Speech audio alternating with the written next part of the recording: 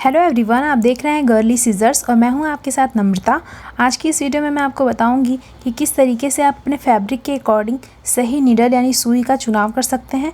और साथ ही में मैं आपको बताऊंगी कि किस तरीके से आप मशीन में अपनी थोड़ी सी एक सेटिंग करने से आपकी जो सिलाई की फिनिशिंग है बहुत ही प्रॉपर और सही वे में आएगी। कई बार बिगनर्स ऐसी गलतियां करते हैं कि वो सही कपड़े के साथ में सही नीडल का यूज़ नहीं करते हैं, जिनकी वजह से जो वो कपड़ा बना रहे होते हैं उसकी सही फिनिशिंग नहीं आती है, उसमें उनको बहुत सारी प्रॉब्लम्स का सामना करना पड़ता है। वैसे तो डिफरेंट टाइप की सुइयां आती हैं, बट मैं आपको यहाँ पे कंफ्यूज नहीं करूँगी। मैं आपको सिर्फ 4 सुइयों के बारे में बताऊँगी और इन्हीं सुइयों का प्रॉपर वे में हमारे जो स्टिचिंग का काम है उसमें सबसे ज़्यादा यूज़ पड़ता है। और इन्हीं सुइयों को यूज़ करके आप अपने जो सिलाई का जो काम है उसमें बहुत अच्छी फिनिशिंग ला सकते हैं। ये जो सुइयाँ होती हैं इनकी लंबाई सबकी बिल्कुल सिमिलर होती है, बिल्कुल एक समान होती है। इसमें डिफरेंस पॉइंट ये होता है कि जो इसका पीक पॉइंट होता है यानी जहाँ से हम धागा डालते हैं वहाँ पे थोड़ा डिफरेंस होता है।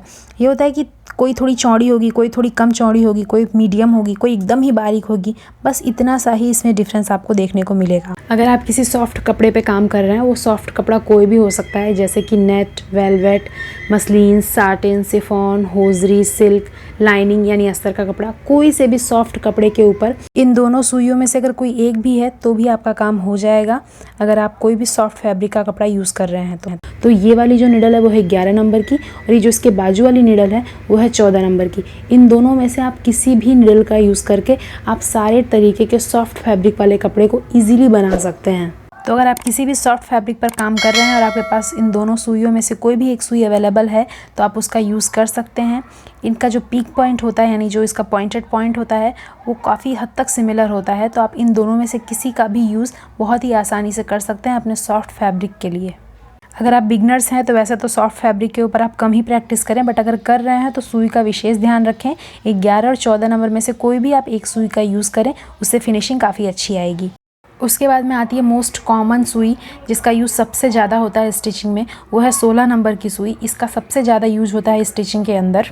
इस तरीके की सुई का यूज़ आप सभी तरीके के कॉटन के फैब्रिक के ऊपर कर सकते हैं। रियॉन, ब्रॉकेट, क्रैप, खादी, इन सब के ऊपर भी आप इस सुई का यूज़ कर सकते हैं। डेली लाइफ के अंदर कुर्ता, ब्लाउज़, प्लाजोज़ वगैरह हम इन्हीं कपड़ों से बनाते हैं, तो इसीलिए सबसे ज़्यादा जो यूज़ होती है वो इसी सुई का होता है, 16 नंबर की सुई का। अब आते हैं थिक फैब्रिक यानी मोटे कपड़े के ऊपर। तो मोटे कपड़े में जैसे कि डेनिम का कपड़ा हो गया, कोट का हो गया, जीन्स का हो गया, पैंट का फैब्रिक हो गया, सफारी सूट हो गए, या फिर ऐसा कपड़ा जो कि लेयर में रखा हुआ है, जिसकी 3-4 लेयर बना के रखी है, उसके ऊपर सिलाई करनी है, या फिर ऐसा जिसका टेक्सचर आपको छूने पे मोटा मोटा फील हो रहा है, उसको सिलना है। तो इन सभी कपड़ों को सिलने के लिए आपको जो सुई यूज़ करनी है वो है 18 नंबर की सुई। उसकी जो पिक होती है वो बाकी सुइयों से मोटी होती है, जो कि ईज़िली मोटे कपड़ों के ऊपर चलाई जा सकती है। तो इसीलिए आपको यहाँ पे 18 नंबर की सुई का यूज़ करना है।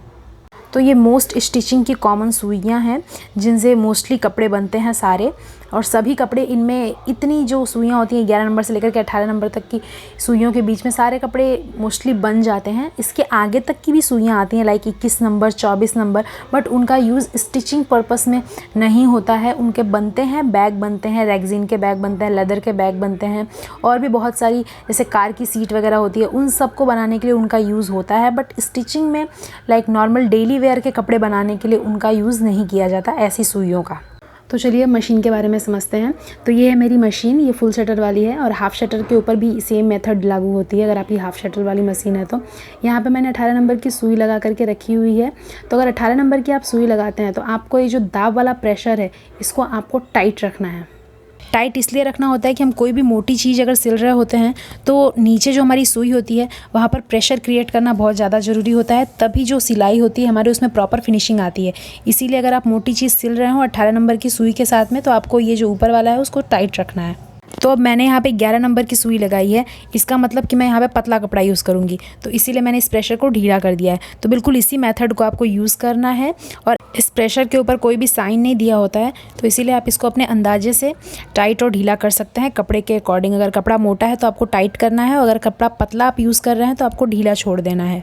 वीडियो अच्छी लगी हो तो लाइक, शेयर, सब्सक्राइब करें और कमेंट करके मुझे अपना फीडबैक ज़रूर दें।